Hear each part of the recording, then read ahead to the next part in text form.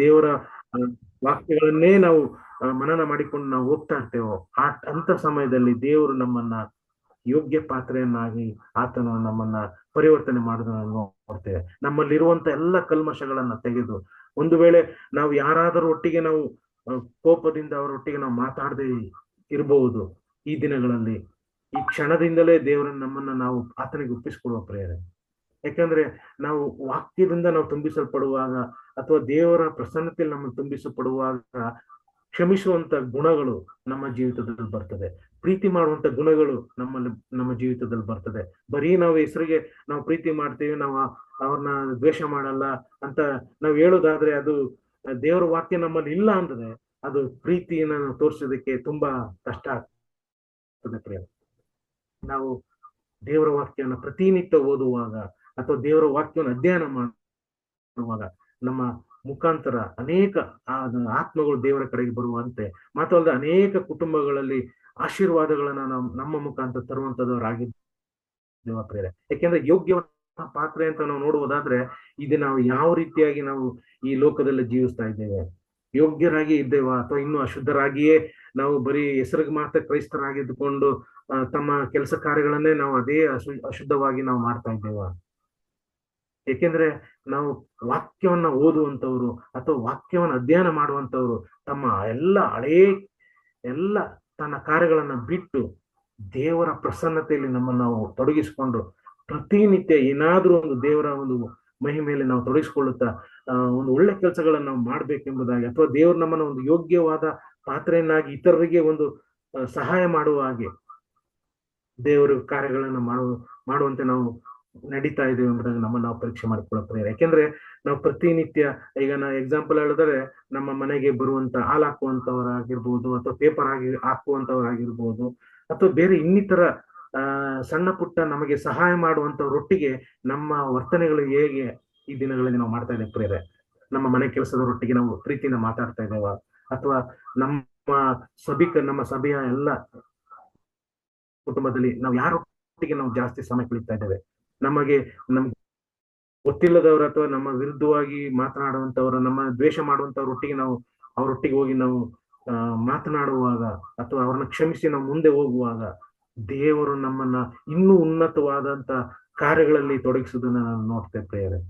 ಯಾಕೆಂದ್ರೆ ದೇವರ ವಾಕ್ಯವನ್ನ ನಾವು ಹೆಚ್ಚಾಗಿ ಅದರಲ್ಲಿ ನಾವು ಹೇಗೆ ಒಂದು ಯೇಸು ಸ್ವಾಮಿಯ ಒಂದು ಮದುವೆ ಕಾರ್ಯದಲ್ಲಿ ನೀರನ್ನ ತುಂಬಿ ಆ ಬಾನೆಗಳಿಗೆ ಅದನ್ನ ನಂತರ ಅದನ್ನ ಉಣಬಡಿಸುವಾಗ ಅಲ್ಲಿ ಒಂದು ವಿಶೇಷವಾದಂತ ನೀರು ದ್ರಾಕ್ಷರಸವಾಗುವುದನ್ನ ನಾವು ನೋಡ್ತೇವೆ ಪ್ರೇರೆ.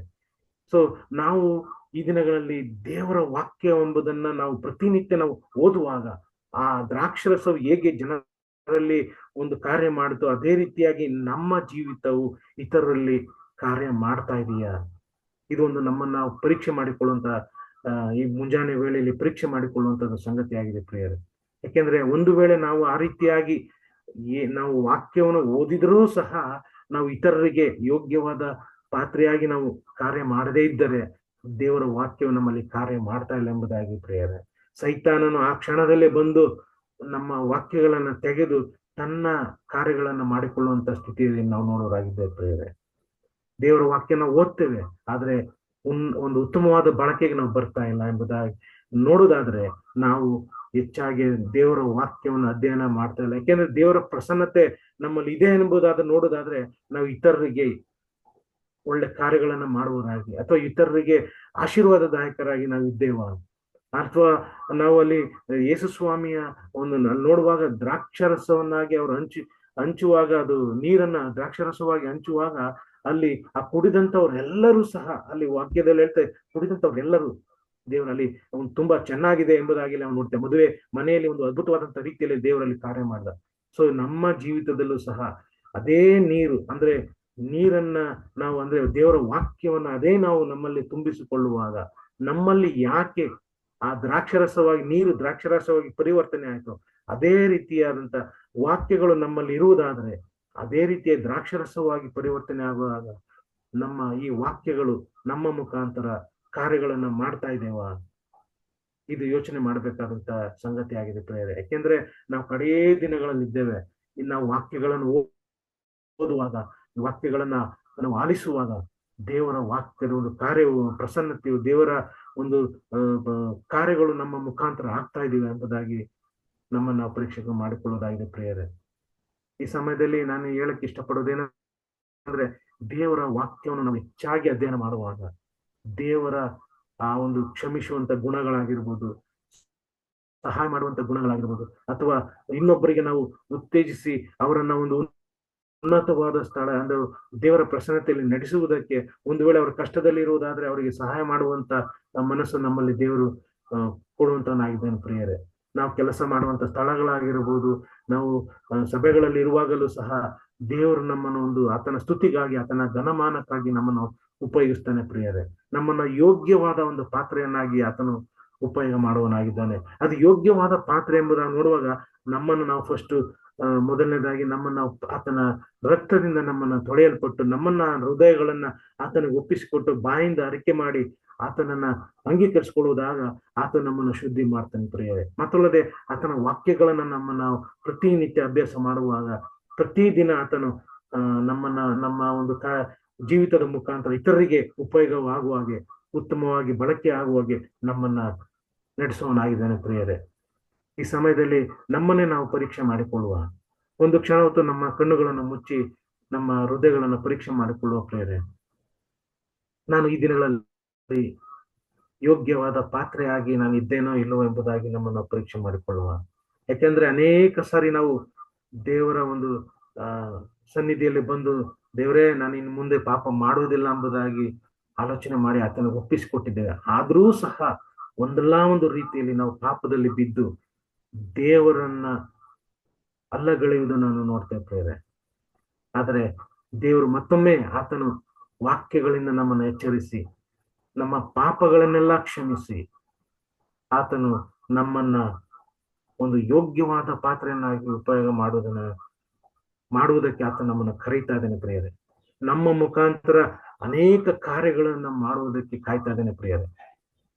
ನಮ್ಮ ಸಭೆಗಳಲ್ಲಾಗಿರ್ಬೋದು ಅಥವಾ ನಮ್ಮ ಕುಟುಂಬಗಳಲ್ಲಾಗಿರ್ಬೋದು, ನಮ್ಮ ಮುಖಾಂತರ ಆಶೀರ್ವಾದಗಳನ್ನ ತರಬೇಕೆಂಬುದಾಗಿ ಆತನು ಕಾಯ್ತಾ ಇದ್ದಾನೆ ಪ್ರಿಯರೇ.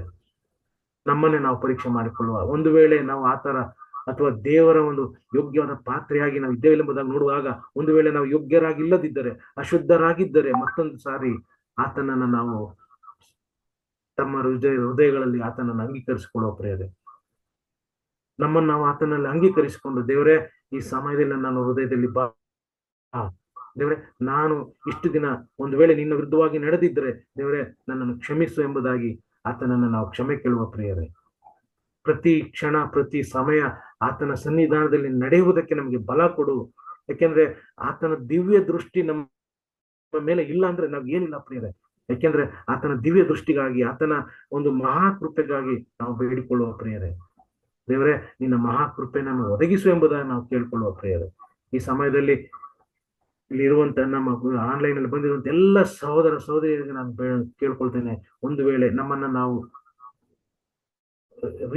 ಅಂದ್ರೆ ನಾವು ಪುನರ್ವರ್ತನೆ ಮಾಡಿಕೊಂಡು ನಮ್ಮ ದೇವರನ್ನ ನಾವು ನಮ್ಮ ಹೃದಯದಲ್ಲಿ ಅಂಗೀಕಾರ ಮಾಡಿಕೊಳ್ಳೋ ಪ್ರೇರೆ ಪ್ರಾರ್ಥನೆ ಮಾಡಿಕೊಳ್ಳೋಣ. ಸರ್ವಶಕ್ತನು ಮಹೋನ್ನತನೂ ಆದಂತ ನಮ್ಮ ತಂದೆಯ ದೇವರೇ, ಈ ಮುಂಜಾನೆ ವೇಳೆಯಲ್ಲೇ ದೇವರೇ ನಮ್ಮನ್ನ ಸ್ವಾಮಿ ನಿನ್ನ ಪ್ರಸನ್ನತೆಯಲ್ಲಿ ನಡೆಸಿದ್ದಿ ಸ್ವಾಮಿ, ಅದಕ್ಕಾಗಿ ಸ್ತೋತ್ರ. ದೇವರೇ, ನಾವು ಪ್ರತಿದಿನ ಈ ಒಂದು ಆನ್ಲೈನ್ ಮುಖಾಂತರ ನಿನ್ನ ವಾಕ್ಯಗಳನ್ನ ಅಧ್ಯಯನ ಮಾಡುವಂತೆ ನಿನ್ನ ಕೃಪೆ ನಿನ್ನ ದಯಪಾಲಿಸಿಕೊಟ್ಟಿದ್ದಿ ಸ್ವಾಮಿ, ಅದಕ್ಕಾಗಿ ನಿಮ್ಗೆ ಸ್ತುತಿ ಸ್ತೋತ್ರ ಸಲ್ಲಿಸ್ತೇವೆ. ದೇವರೇ, ನಾವು ಯೋಗ್ಯವಾದ ಪಾತ್ರೆಯನ್ನಾಗಿ ನಮ್ಮನ್ನು ಉಪಯೋಗ ಮಾಡು. ದೇವರೇ, ನಾವು ಒಂದಲ್ಲ ಒಂದು ರೀತಿಯಲ್ಲಿ ಅಶುದ್ಧವಾಗಿದ್ದರೆ ದೇವರೇ ನಮ್ಮನ್ನು ಕ್ಷಮಿಸಿ. ದೇವರೇ, ನಮ್ಮನ್ನ ಯೋಗ್ಯ ಪಾತ್ರೆಯನ್ನಾಗಿ ಉಪಯೋಗ ಮಾಡು. ದೇವರೇ, ನಿನ್ನ ವಾಕ್ಯಗಳನ್ನ ನಮ್ಮ ಜೀವಿತದಲ್ಲಿ ಅಳವಡಿಸಿಕೊಳ್ಳುವ ಹಾಗೆ ನಮಗೆ ಬಲ ಕೊಡು ಸ್ವಾಮಿ. ನಿನ್ನ ವಾಕ್ಯಗಳನ್ನ ನಾವು ಬಿಟ್ಟು ಕೊಡದೆ ದೇವರೇ, ಎಲ್ಲೂ ಸಹ ದೇವರೇ ನಿನ್ನ ವಿರುದ್ಧವಾಗಿ ಕಾರ್ಯಗಳನ್ನು ಮಾಡದೆ ನಾವು ಪ್ರತಿನಿತ್ಯ ನಿನ್ನ ವಾಕ್ಯಗಳಲ್ಲಿ ನಾವು ನಡೆಯುತ್ತಾ ಇನ್ನ ಇತರರನ್ನು ಸಹ ದೇವರನ್ನ ಪ್ರಸನ್ನತೆ ನಡೆಸುವ ಹಾಗೆ ನೀನು ಕೃಪೆ ಕೊಡ್ಬೇಕಾಗಿ ನಾನು ಬೇಡ್ತೇನೆ ಸ್ವಾಮಿ. ಆಶೀರ್ವದಿಸು, ಬಲಪಡಿಸು. ಮಾತಲ್ಲದೆ ಇಲ್ಲಿ ಕೂಡಿ ಬಂದಿರುವಂತ ಎಲ್ಲ ಸಹೋದರ ಸಹೋದರಿಗಳನ್ನ ದೇವರು ನೀವು ಕರಗಳಿಗೆ ಒಪ್ಪಿಸ್ಕೊಡ್ತೇನೆ. ಅವನು ಆಶೀರ್ವಾದ ಮಾಡು ದೇವರ. ಅವರೆಲ್ಲ ಪ್ರಾರ್ಥನಾ ವಿಜ್ಞಾಪನೆಗಳನ್ನ ನೀನು ಕರ್ತನೆ ಅವರಿಗೆ ಸರಿಯಾದ ಸಮಯದಲ್ಲಿ ನಿನ್ನ ಚಿತ್ತಕ್ಕನುಗುಣವಾಗಿ ಅವರ ಪ್ರಾರ್ಥನೆ ಭಿನ್ನಗಳನ್ನು ಲಾಲಿಸಿ ಸದುತ್ತ ಕೊಡ್ಬೇಕೆಂಬುದಾಗಿ ನಾನು ಬೇಡ್ತೇನೆ ಸ್ವಾಮಿ. ಮಾತಲ್ಲದೆ ಈ ಒಂದು ಅವಕಾಶವನ್ನು ಕೊಟ್ಟಂತ ನಮ್ಮ ಪ್ರಿಯ ಈ ಕುಟುಂಬಗಳಿಗಾಗಿ ಮತ್ತು ಸಹೋದರ ಸಹೋದರಿಗಳಿಗಾಗಿ ನಾನು ವಂದನೆ ತಿಳಿಸುವನಾಗಿದ್ದೇನೆ ಕರ್ತನೆ.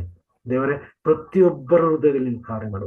ಪ್ರತಿಯೊಬ್ಬರು ಸ್ವಾಮಿ ತನ್ನ ದಿನನಿತ್ಯ ಕೆಲಸ ಕಾರ್ಯಗಳಲ್ಲಿ ಹೋಗುವಾಗಲೂ ಬರುವಾಗಲೂ ಅಲ್ಲಿ ಕೆಲಸ ಕಾರ್ಯಗಳು ಮಾಡುವಾಗಲೂ ದೇವರೇ ಸದಾಕಾಲ ನಿನ್ನ ಪ್ರಸನ್ನತೆಯನ್ನು ಅನುಭವಿಸುತ್ತಾ ದೇವರೇ ತಮ್ಮನ್ನು ತಾವು ನಿನ್ನ ಮಹಿಮೆ ಕಾರ್ಯಗಳು ತೊಡಗಿಕೊಳ್ಳುವಂತೆ ಕೃಪೆ ಬಿಡ್ತೇನೆ ಸ್ವಾಮಿ. ಕಾರ್ಯ ಮಾಡು. ನನ್ನನ್ನು ಸಹ ನಿನ್ನ ಕರೆಗೆ ಒಪ್ಪಿಸ್ಕೊಡ್ತೇನೆ ದೇವರೇ. ಈ ವಾಕ್ಯಗಳ ಮುಖಾಂತರ ನಮ್ಮೊಟ್ಟಿಗೆ ಮಾತನಾಡಿದ್ದೆ, ಅದಕ್ಕಾಗಿ ಸ್ತೋತ್ರ ಸ್ವಾಮಿ.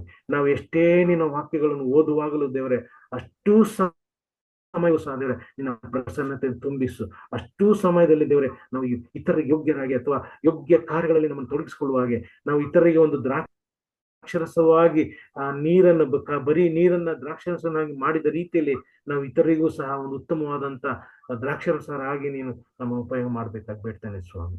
ಕಾರ್ಯ ಮಾಡು. ಒಟ್ಟಾರೆ ಸ್ವಾಮಿ, ಈ ಒಂದು ಅವಕಾಶ ನೀವು ಕೊಟ್ಟಂತ ಎಲ್ಲರಿಗೂ ನಾನು ಒಂದನ್ನು ತಿಳಿಸುತ್ತಾ ದೇವರೇ, ಈ ಒಂದು ಸದಾವಕಾಶಕ್ಕಾಗಿ ನಿಮ್ಗೆ ಸ್ತುತಿ ಸ್ತೋತ್ರ ಸಲ್ಲಿಸುತ್ತಾ ದೇವರೇ, ನಮ್ಮ ನಜರೇತಿನ ಯೇಸು ಕ್ರಿಸ್ತನ ನಾಮದಲ್ಲಿ ಪ್ರಾರ್ಥನೆಯನ್ನು ಬೇಡುತ್ತಂದೆಯೇ, ಆಮೆನ್.